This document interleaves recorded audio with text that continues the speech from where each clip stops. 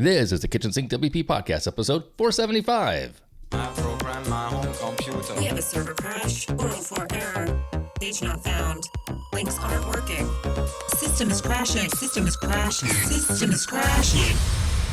Your old HTML website, barely alive. We have the technology. We have WordPress. A new website, better than it was before. Better, stronger, faster.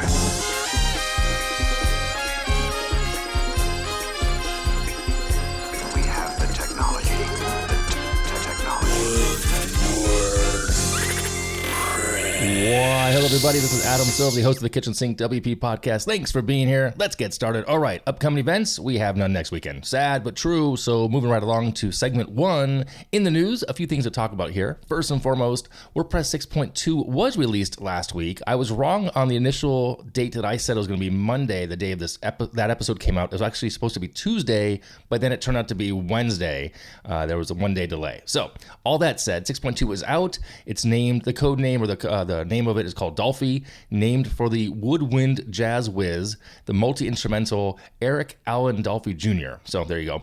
It includes more than 292 enhancements, 394 bug fixes. It's a lot going on there. I will have to dive into it. I have not done a review of a core release in a while, so maybe I'll put that in the queue coming up as well. So check that out. I've actually already updated about a dozen sites to it. No problem so far, but of course, make sure you have a backup before you do a major core update, or any update for that matter. All right, moving on. Also in the news, iThemes is rebranding to SolidWP. iThemes is a very old brand in the WordPress space. It's over 10 years old. I actually have a nice hoodie about it that says 10-year anniversary from a few years back. But they're going to be rebranding Solid Security, Solid Backup, Solid Central, Solid Academy. By the time this episode comes out, it should be public knowledge. I believe it will be. It happens. So there you go. So anyway, check that out if you're interested in seeing about what's happening there.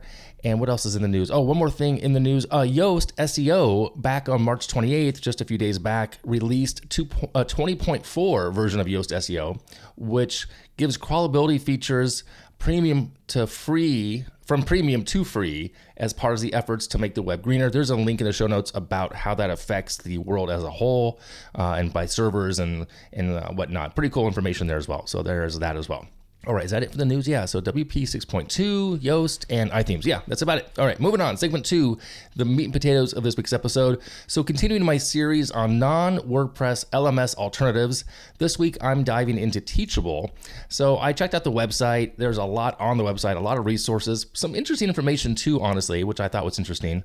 Even just the blog was cool. So check that out if you're interested in content regarding LMSs and whatnot. But I want to go ahead and dive in, as I did a couple weeks back on Kajabi. Like, I'm just kind of going through all these alternatives to non-WordPress things. So I created an account. I was asked a standard set of questions. Do I currently run an online business? Yes or no? How do I identify? This was not a gender question. This was more of a business owner, coach, content creator, freelancer, consultant, or something else. I think I chose content creator. And then the additional questions were like, are you already teaching on content online? How big is your audience for email, social media? Which topic is most relevant to your business or content? I chose business and marketing. Approximately how much money do you make charging for your knowledge today in courses, consulting, books, speaking? And they asked that question, so they say, because they want to give me the relevant resources to start my account with them. So I clicked all that, answered those questions. And then the next set of questions were, what are you hoping to do first on Teachable? You get to select 3 things out of about 7.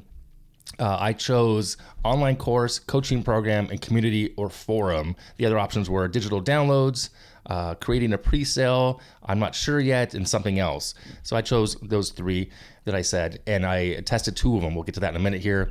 How much content or training material, videos, worksheets, and downloads have you already prepared? I wrote a little, was my answer.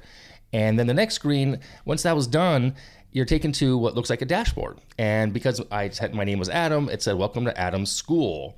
On the left side, it looked a lot like WordPress. I mean, it's not WordPress, obviously, but it did. That whole left side was like the dashboard, the admin side. You have getting started, dashboard, user, site, sales, email, settings, and then a break section. And then products, under products were courses, coaching, and digital downloads. Those three things that I didn't. It's two of the three things that I had included in my choices. And it was interesting. So as one of my selections is to create a course, and that's what I'm focusing on right now because I'm trying to create courses and some coaching. We'll get to that as well. I clicked on that. I gave it a title. I noticed that there was an experimental box, a checkbox that said experimental, indicating that it says, quote, help me generate course outline. So I think, if I'm not mistaken, Teachable has incorporated an experimental concept to have AI create some content for you. I skipped that because I wanted to see what it looked like from a blank perspective, not using AI. So I clicked next. The next screen is a blank outline showing curriculum with nothing in it, except for a first section and a first lesson. Pre-populated placeholders, if you will, no content whatsoever. Now, of course, both of those areas can be renamed. I changed welcome for the first section from first selection. I said just the welcome section. And then I created a few lesson titles, also fairly easy to do. And once you click into that lesson title, you have the ability to add the content. And by clicking add content, lo and behold, what appears looks again very familiar with blocks of different things, content blocks, if you will. Those were text and images, video, PDF viewer, audio, banner image, resources, code examples, and quiz. And I tested about 4 of those. I tested text and images, banner image, code example, and quiz, and really actually easy to do and simple. And what was interesting to me was the code example. You put that little block in there. I went and grabbed some PHP code, put that in there. And when I looked at it on the front end, it gives you a sample of code, which is nice because it doesn't mess up any formatting.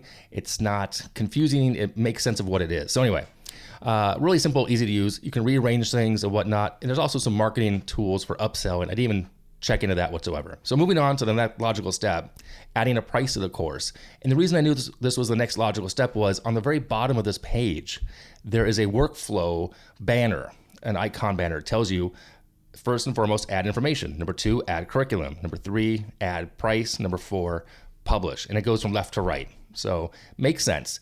The options for pricing, after I added some curriculum, were free, one-time purchase, payment plan, and subscription. Makes total sense. Okay, no big deal. In this case, I picked one-time purchase. I added the price, added the name of the course. There's a subtitle if you want to use that, and a description as well.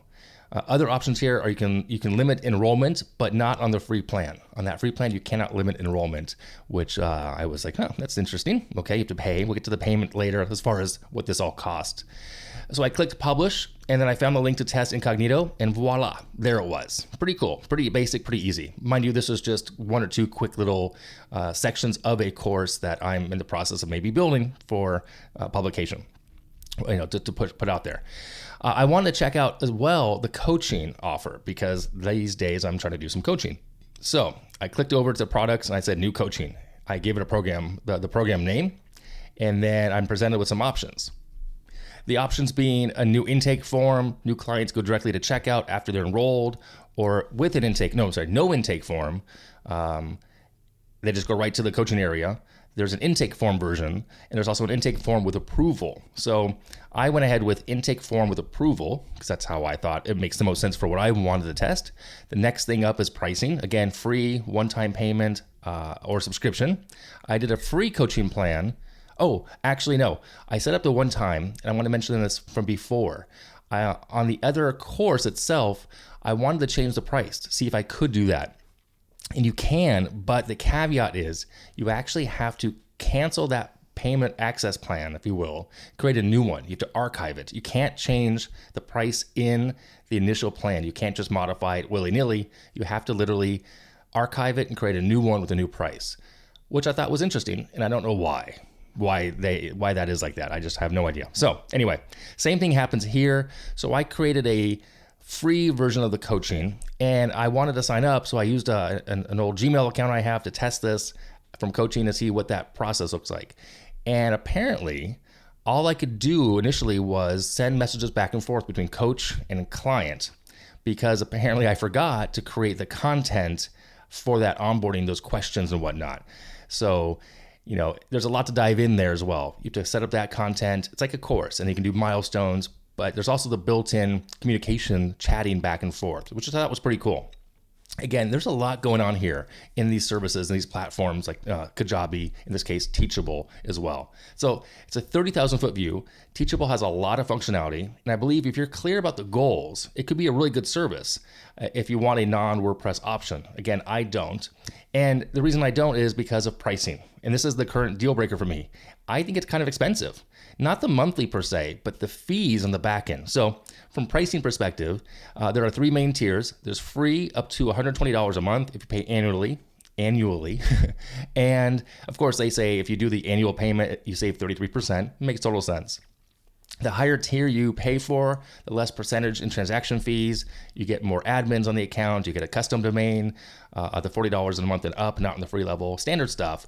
But then I actually kind of dug in a little bit more about pricing, and I found that there's the processing fees are interesting. U.S. credit card and debit card sales, 2.9% plus 30 cents makes total sense on the free level. That's free. That's the same across all the levels. But on the free level, there's also $1 plus 10% on paid products. On the next level up, it's 5% for paid products. I'm not sure how that defines as paid versus not. But what's interesting also, U.S. credit cards and debit card sales is cheaper than PayPal. So if you do U.S. PayPal, it's 3.49% plus 49 cents per transaction. That's the same across all levels. International credit card, debit card sales, 3.9 plus 30 cents. So yeah, there's a lot going on there as far as pricing. And I just think that's a bit expensive. I mean, again, it depends on what you're selling, of course, but I'm pretty happy with keeping things in WordPress, using Stripe. And yeah, it's 2.9 plus 30 cents, but I just feel like there's a lot going on here. The different layers, it seems like there's 2 layers. It seems like they're getting charged a lot. So that worries me from that cost perspective. Anyway, that's just my take on it. Again, if you're looking for a non-WordPress alternative, definitely check it out. Pretty cool, has a lot going on. And it might be overkill, honestly, for some people just starting out. So I don't know if it's going to be the right fit for you out there. Let me know if you use it already, if you've tried it, don't like it, you do like it, etc. So, all right. Yeah, that's it for that. Moving on to segment 3, tip and tool of the week. This week's is a tip. It's an article from Laura Roeder from back in January 2022. The title was exactly how I cold emailed my way to a life-changing exit, and you can too. So what this is from and why I'm sharing this is because a good friend of mine recently is exiting his company. He sold it. He did very well, which is awesome. And I happened to find this article, shared it as well. And by the way, Laura Roeder, not in the WordPress space, she's in the SaaS space. She created a service way back in the day called Meet Edgar, if you've ever heard of it. It was kind of like a Hootsuite competitor. It's pretty cool. I actually talked to her, must have been 10 years ago when I lived in Los Angeles. She was looking for someone to do some videos, tutorial training videos. And we reached out somehow, we met, but it didn't work out, whatever it was. She had someone else do it at the end of the day. But she has a new service called Paperbell. It's coming out, or it's out now. So anyway, check it out. Cool, interesting article from just over a year ago about checking, if you're looking to exit a company, selling your company, I think it's a cool read. Check it out. All right, the link in the show notes as well. So that is it for this week. If you have any questions, by all means, go ahead and send it in via email, adam@KitchensinkWP.com, or use a speak pipe function on the website. If you want to support the show, you can become a Patreon, KitchensinkWP.com/Patreon. Sponsor the show. There's a form on the website for that too. Now, if you're looking to launch a side hustle and you want to join a cohort, you can join my Business Accelerator program. Applications are now open. It's over at adamsilver.com/GC, as in group coaching. Thanks for listening. See you next week. Now go out and do some awesome things with WordPress. All right. Bye-bye.